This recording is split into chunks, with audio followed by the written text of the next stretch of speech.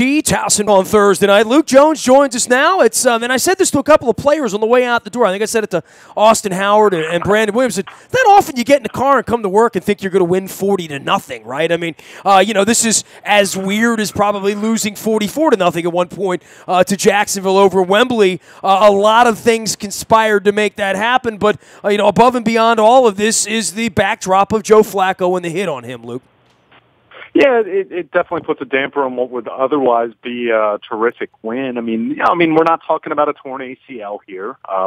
We assume he'll get through concussion protocol at some point here in the near future, whether it's in time for the Tennessee game or certainly after the bye.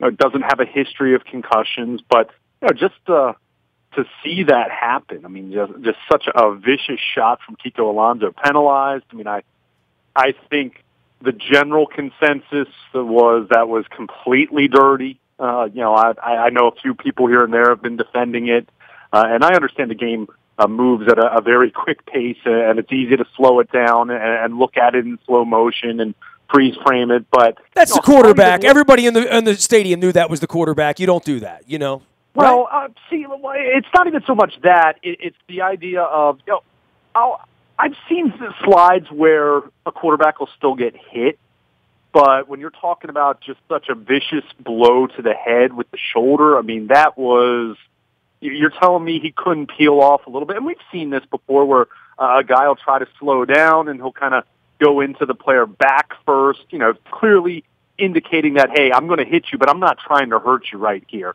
We've seen that. If it had been something like that, then you chalk it up to say, hey, he got hit after he slid, it's a penalty, and then you keep moving on. But when you see a guy get hit in the head, helmet knocked off, I mean, it's just, Ryan Jensen reacted how most of Baltimore wanted to react, I think, in that situation. And, definitely when you consider all the chatter about player safety and how they've put rules in place where a player could be ejected for something like that. Certainly we've seen the targeting rule at the college football level.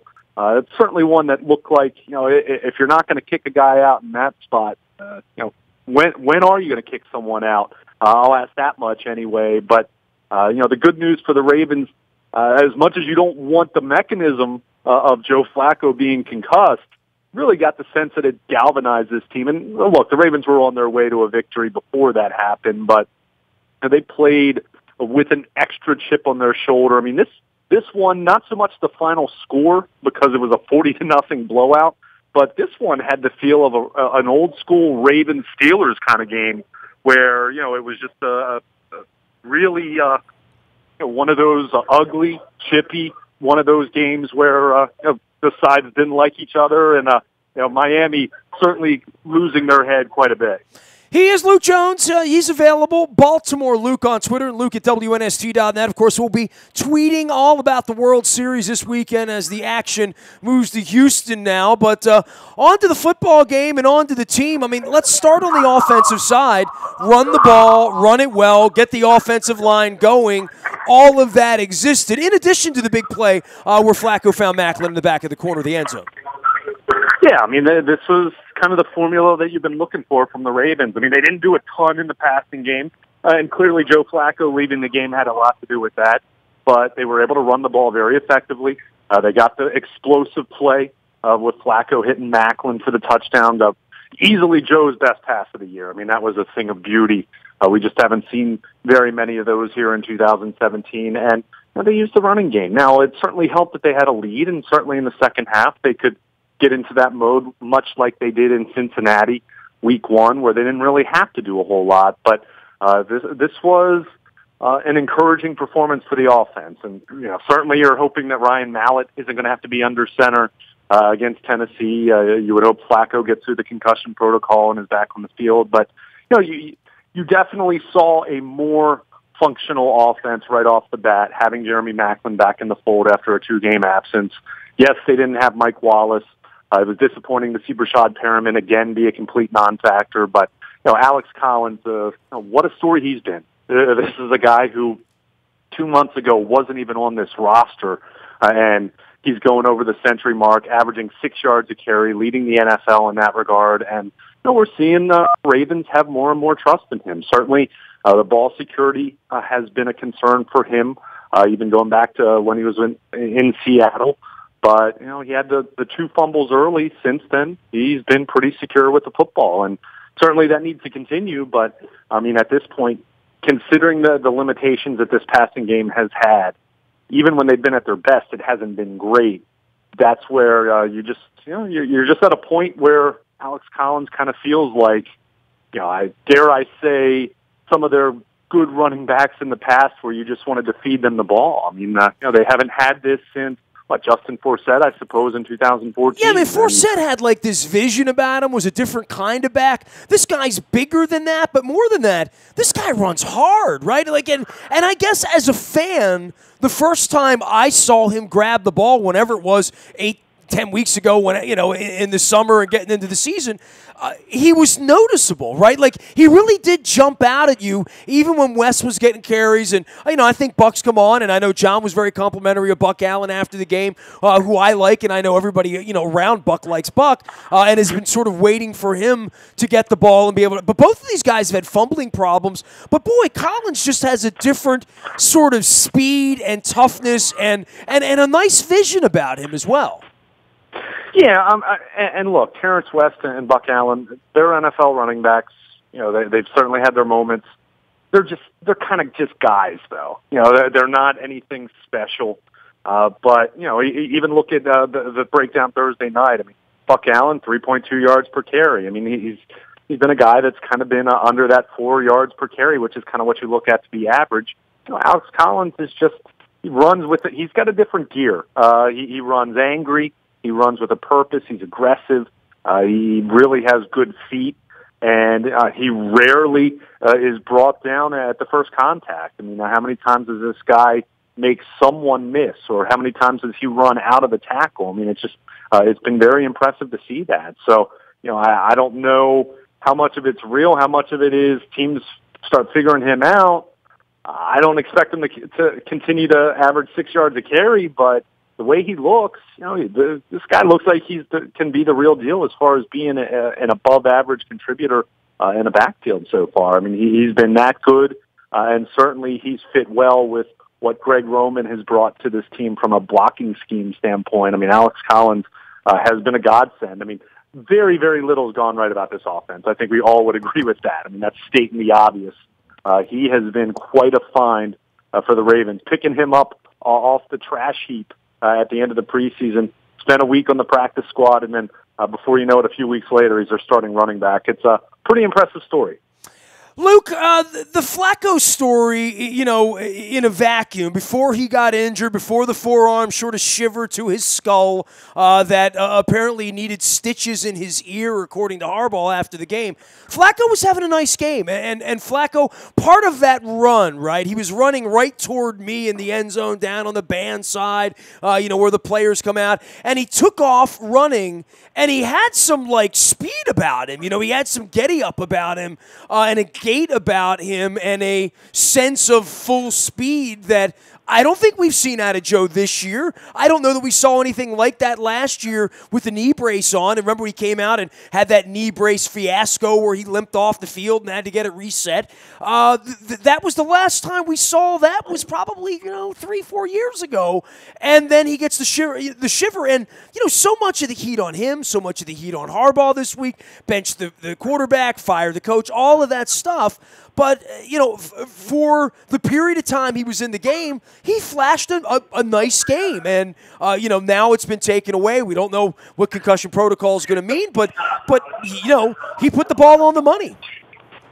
Yeah, I'm not going to put too much into, he was 10 of 15 for 101 yards, and that was a beautiful pass. It was nice to see him run, but it was a 9-yard gain. There's still a lot of questions that I have about this offense, but it was good to see that. And certainly a big part of it was he had Jeremy Maclin back on the field. He had Ben Watson back on the field. He had a running game that was working effectively. So it was good to see those things. I can't say that I walk away from it blown away by what I saw from Joe Flacco, but it was better. And like I said, I think a lot of it had to do with he actually had some real weapons around him. And not that they're great weapons, but certainly more than he had at his disposal in Minnesota or even against Chicago. Well, it's a lot better when Macklin catches the ball as opposed to Perryman or Campanaro dropping the ball, right? Sure. So I mean, I wouldn't qualify it as a breakthrough or anything like that. It was good to see, and it was good to see this offense perform the way that it did in general. I mean, as much as Miami was horrendous on Thursday night, I mean, that was a god-awful performance by them. I mean, give the Ravens all the credit in the world, but, man, you're telling me that's a 4-2 football team, and I feel a lot better about it in my 5 predictions blog. One, I did pick the Ravens to win, although I picked the 16-13 score, but in my description, I said I thought that was a very suspect 4-2 Dolphins team, and, boy, suspect doesn't tell the whole story. But that said, that defense had been pretty good statistically. I mean, if you look at that, had been a top 10 defense for the most part. Had been stout against the run. I think they were tied for 6th in points per game allowed. I mean, they had been pretty good in that department, but certainly wouldn't know it based on how the Ravens performed. It was good to see Flacco do what he did in the brief amount of time he was in there, and certainly the running game took care of things and did the heavy lifting the rest of the way to the tune of 174 yards on 40 carries. We're having another intelligent WNST chat with Luke Jones. He's Baltimore Luke out on Twitter and Luke at WNST.net. We're always out on Facebook Live as well as on our YouTube WNSTV channel. All of it brought to you by GNA Coney Island. Hot dogs in Highlandtown. The best hot dogs in the world are at GNARestaurant.com. Also want to give a shout out to our friends and giving the King a ring at King Discount Liquors. Lottery, booze, beer, and more. Lottery tickets, and cash them in and do it all. Stop and see Paul King. Get to Rosedale and give the King a ring out on Pulaski Highway. Luke, offensive line, and, certainly Ryan Jensen was trending on Twitter after the Flacco hit. He's my favorite current Raven, and, we've had him out for some live shows and whatnot. But, boy, there is a sense of anger he plays with that is obvious to anyone, who's the curly-head, redheaded guy in the middle of just about everything in a very, very chippy game. But, he sort of sets a nasty tone out there in a way that we haven't probably seen around here since probably Zeus, right? Yeah, I mean, they've had some guys in the past, but he definitely kind of gives them that chippiness. And, frankly, when your quarterback gets hit like that, someone should be jumping on Kiko Alonso and being ready to fight him. I mean, it's amazing there was no other penalty flags thrown there. Harbaugh wanted to fight him too, right? I mean, it was all on. I mean, that's one of those where, frankly, if no one does jump on him when that happens, I kind of question the fortitude and the heart of your team a little bit. I kind of question the dedication a little bit. And I'm saying that as someone who isn't someone who warrants retaliation in baseball or things like that, but you got to stick up for your guy a little bit in that situation. So I could not have been less surprised, or could not have been any less surprised that it was Ryan Jensen being the one that led the charge there. I mean, I think anyone who's just watched his football team this year now, with him in his first full year as a starter, you see that he's a guy that's chippy. We'll get into some skirmishes. For the most part, he's been able to channel that better as he's gotten older. I mean, you haven't seen him get a lot of silly penalties. He did get into a little bit of a dust up, melee, whatever you want to call it, on the final drive last week in Minnesota, which you didn't really want to see that when you're trying to run a 2-minute offense. But beyond that, he's done a nice job of channeling that. And the reality is, this offense needs a little more attitude. And if it's Ryan Jensen, if it's the way that Alex Collins runs the football, if it's these guys being galvanized a little bit from what happened to Flacco, then I don't think that's a bad thing. I don't think that transforms them into a great offense. But I think there is something to be said, especially if this team's going to profile being a team that's going to run the football, and they're going to have to. I mean, we've talked about it. I don't think the ceiling's there for this offense to be great.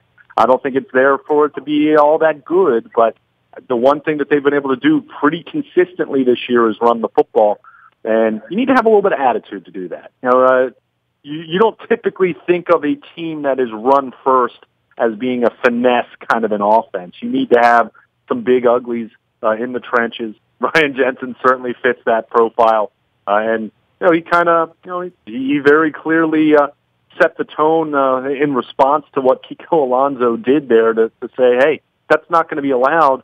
You're not going to hit my quarterback like that. And, it was interesting to see some former Ravens chime in on Twitter. I saw Bryant McKinney, Vontae Leach, Bernard Pollard. I saw a few different players all make mention that if they had been on the field when Flacco was hit by Alonso like that, there would have been even more trouble. But Ryan Jensen kind of has that throwback attitude, and frankly, you need a couple guys like that on each side of the ball if you're going to have that team that wants to have a reputation of being tough. Yeah, I'm going to send him a text and tell him I think he sold some Jensen jerseys. Some purple and gold. Yeah. By the way, off of all of this, because I'm trying to make notes of all of this. I mean, I got offense, I got defense. We can talk about Justin Tucker kicking 60-yard field goals automatically. You can talk about how dirty the fish are. But how about those unis? In a 40-0 game, I need a little fashion.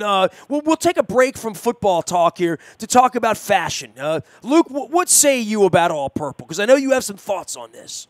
You know what? Compared to a lot of the other color rush uniforms that we've seen around the league, I think this is one of the better ones. I can't say I love it. One thing I'll say about the gold numbers, I think it makes the jersey numbers in general a little harder to read if you're at the game.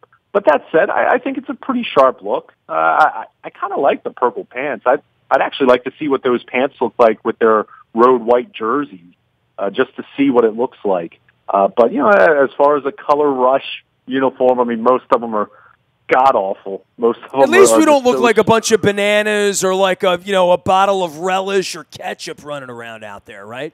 Yeah. This is a better look. Better than the Rams. It's their primary color. It's way better than the gold pants they wore a couple years ago that were just awful. But for a once-a-year Thursday night primetime kind of game situation, I'm cool with it. You know me. I'm into the different uniform looks and everything, and some of them are better than others. But this one I can deal with. I think it's a pretty okay look. Nice change up from just going with the all-black alternates all the time. Anybody up in Harford County this weekend, make sure you hit my crab cakeria up there, Box Hill Pizzeria. The best crab cakes in Harford County can now be shipped anywhere. You can learn more at Box Hill Pizzeria. We got Luke Jones on the line. He is Baltimore Luke, and, of course, Luke at WNST.net. We got World Series happening over the weekend, Caps games, Terps games, big college football games going on in the Big Ten as well. But we are recapping all things 40-0. Yeah, Luke, we're going to tear this thing apart piece by piece, especially over the next hour. And we talk about the offense, and you talk about how it's going. And really, the Tucker thing, it's such a different weapon. And I know 2 weeks ago, and it doesn't matter when you're losing 44-0. But there's going to come a game that's going to be 14-13, 17-16, where we're going to need to kick that fifth field goal or that sixth field goal. And I know he had one blocked. But there's an automatic feeling when you're running the ball on 3rd and 12 to get from the 37 to try to get to the 32 to make it a little bit more manageable because you have such confidence in him. And, dude, you don't see him miss a whole lot of field goals. Boy, he had some body language when he came off the field after getting his ball blocked. He didn't like that much at all. Yeah, it's tough. I hear what you're saying. I don't know what to say about Justin Tucker anymore. He's the best kicker in the league. It's impressive. Don't get me wrong. I do think you make an interesting point, and this was kind of it was a point that Joe Flacco made during the week that I thought was interesting because I saw some fellow media members take it one way. I saw some fans on Twitter take it one way, but he basically alluded to the fact that sometimes kicking field goals that's good offense, and I think it was kind of taken one way. But I think the point was when you have a kicker like Justin Tucker, yeah, you want to score touchdowns. And let's face it, you're playing a team like New England or Pittsburgh or some other offensive powerhouse. Kicking field goals isn't going to cut it. You're going to lose ball games with that kind of strategy. But when you're going up against a team like Miami, where it's very obvious that they weren't going to be scoring a ton of points, then it made sense to play more field position. It made sense to be in a third down situation where you have a 3rd and long, and you're probably going to have a tough time picking up a first down. You can risk a turnover and try to throw the ball down the field there, or you can run a trap. You can run a shorter pass. You can try to set up a screen, whatever it is, to try to get 7 or 8 yards and make it a more manageable field goal. I mean, it's just, it's kind of the position that the Ravens are in. At times, I think you could argue that it's detrimental from a standpoint of you do want your offense to have growth and want to be better. But I think the position that this offense is in currently, given the injuries, given the fact that it didn't have a real high ceiling to begin with, that when you're in a position that you can come away with 3 points and you have confidence that your defense is playing well and you're not facing an offensive juggernaut, then yeah, it makes a lot more sense. And it's definitely convenient when you can get the ball to the 37-yard line and know that's not field goal range for most teams, but a 55-yard field goal for Justin Tucker, he makes that look pretty easy. So again, it's just one of those things. I mean, we've been talking about it for 6 years now. I don't really know what else to say other than, the guy's the best kicker in football, and I'm not sure there's anyone even close at this point to the level of Justin Tucker. He is Baltimore Luke. He is Luke at WNST.net. This portion of our WNST programming brought to you by D&L Window Tinting. 26 years of tinting everything. Cars, boats, businesses. They put the shades on the sun. They take the squint away. They're in Parkville and White Marsh at D&L Window Tinting. If you're down at Dundalk this weekend, go see our friends at Deli-ish on Wise Avenue. That's New York-style deli. They got Rubens. They got tasty, tasty lean corned beef and legit sandwiches like the Curly Fryer because, well, Curly Fryer, you get where I'm going with that. Tasty Pickles, they cater in delibaltimore.com to find Deli-ish on Wise Avenue in Dundalk. Last thing on the offense, Luke, the very, very obvious. Let's say we go to Nashville next weekend and it's Ryan Mallett running the Ravens offense because of Joe Flacco and the concussion protocol. Some thoughts about Mallett. I saw a pass that was so far behind Perryman on a play that I said, wow, but they hadn't practiced. He did run the team for the better part of 5-6 weeks of training camp. He's certainly familiar with some of these guys and familiar with throwing to the likes of Chris Moore and Perryman because he did a lot of it in August. And he, was very man up. Hey, I've been a starter in the league. I prepare every week like a starter. And, I guess we shouldn't quake in our boots about it. He doesn't stink to that degree. But it certainly is. It's a different look with Ryan Mallett than Joe Flacco. I'll quake in my boots. Sorry. I mean, okay. For one start. Yeah. Okay. On the road against a team that looks like a playoff contender at least. I don't have much confidence. I mean, if they can run the ball, if Alex Collins can go over 100 yards and the defense is pitching a shutout or is only giving up 10 points, okay. I'd be lying to you if I thought that I had much confidence if they're going to go on the road and win a football game with Ryan Mallett starting. I mean, let's face it. I mean, this guy did not look good the entire preseason. There wasn't much to really point to say, I feel good about that guy winning a football game for us. I mean, that's why a lot of people were clamoring, talking about Colin Kaepernick from a football standpoint compared to Ryan Mallett. I'm not saying it's impossible. But if you're going to ask me, do I think the Ravens win if Ryan Mallett starts in Tennessee? I'm going to say no. Okay, emphatically. Okay, fair enough. What has he shown you to make you think that he's going to win? Fair enough. It's just. We saw him run the show for the entire preseason, and the offense was horrible. So, let's face it, this offense hasn't been very good with Joe Flacco at the helm. I'm just not, and a lot of it has to do with the fact that they just don't have a whole lot of talent. I mean, I don't. If we aren't expecting a ton out of Joe Flacco at this point, why would we expect anything out of Ryan Mallett? So we'll see. Like I said, if they can run the ball a ton and force a couple turnovers, and I'm not saying it's impossible, but if you're going to ask me, win or lose, if Ryan Mallett's starting for the Ravens in 10 days in Tennessee, I'm going to say that's a loss. He is Baltimore Luke and Luke at WNST.net. We're going to get down with the defense and the fight and Ndamukong Suh and choke slams on Ryan Mallett and more as we continue our conversation. It's all brought to you by Freedmont Mortgage. Don't make a 30-year mistake by choosing the wrong lender. You need Freedmont's education online. Go find them at FreedmontMortgage.com. We'll have Carl Delmont on talking some Harrisburg Heat around here next week. We're going to be talking World Series on the web over the weekend, certainly out on our Twitter, Facebook, LinkedIn, Snapchat, Instagram, anywhere the web goes. And, of course, the Buy a Toyota Audio Vault is there for you 24 hours a day from anywhere in the world. Just download the TuneIn Radio app. We do come in crystal clear. Our morning newspaper delivered to you digitally at 7 a.m., free of charge, and all brought to you by Planet Fitness, where it's still $10 a month to get in the best shape of your life, guaranteed. Get some inspiration at Planet of Triumphs, and certainly if you're going to be drinking as much eggnog and eating as much pumpkin spice as including some gingerbread, amongst other goodies, you'll need all that. Last but never least, any breaking news happens over the weekend. It'll happen first on the WNST Tech Service. It's all brought to you by Coons Ford of Security Boulevard. Of course, Dennis will be here next Thursday and every Thursday from 3 until 5, driving you home. It is the SSV on WNST. I am Nestor. Nasty at WNST.net reaches me, and we are WNST.net, AM 1570 at WNST Towson, Baltimore, and we never stop talking Baltimore sports.